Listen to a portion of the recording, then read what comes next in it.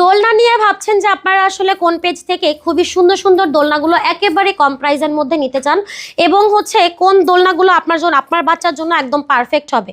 আপনারা যদি এগুলো চিন্তা করে থাকেন আমাদের কাছ থেকে নিতে পারেন এই সুন্দর সুন্দর দোলনাগুলো। আমাদের দোলনাগুলো কালার গ্যারান্টি আছে, ফিটিংস আইটেম ফ্রি দিয়ে দিব এবং হিউজ পরিমাণ কালারও আছে আমাদের কাছে।